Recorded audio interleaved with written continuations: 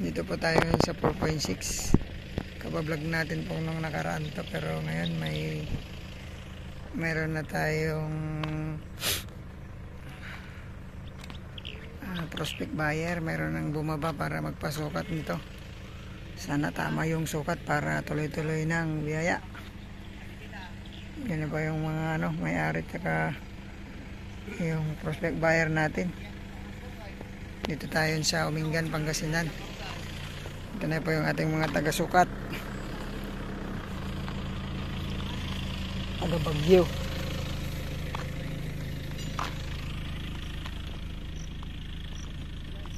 Ang Rugin Manong.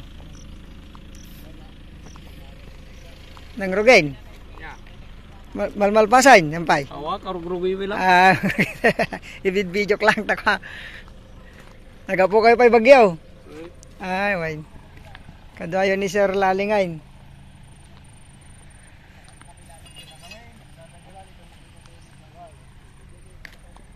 Yan dito yung ating yung sasakyan po ng ating buyer to.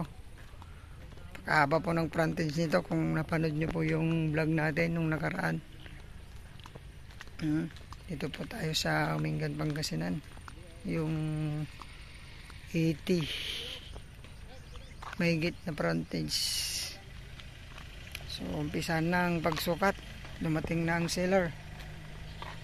Nagkasundo sa presyo. Sana yung sukat talagang sakto para wala na tayong problema. So yan po ang ating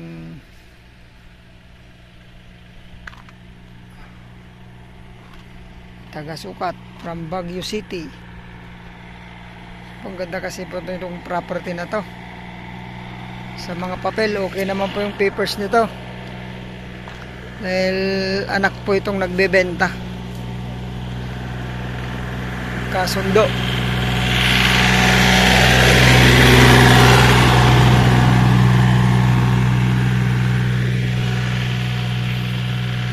Nagpas dito yung property nila. So kasama po itong kalsada. Hanggang dyan po sa may mga Melina ang kasama po sa property. So nawa po ay hindi po magkulang ang sukat. Magka problema. Maging maayos naman po nawa sana. So yan mga Kamex Vlog. Salamat din yung panonood. Patuloy nyo pong suportahan ang Jailor Mex Vlog.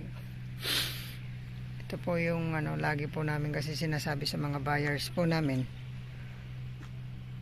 magpasukat muna bago ang lahat, bago po magbayaran.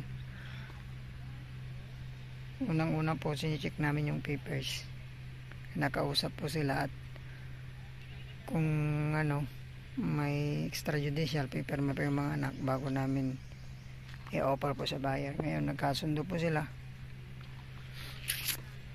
papasukat na natin para mag-move na po tayo. Sana okay to at maging happy na may pang Pasko. Yan, salamat po sa inyong lahat. Kaya po tumawid po yung property nila dito.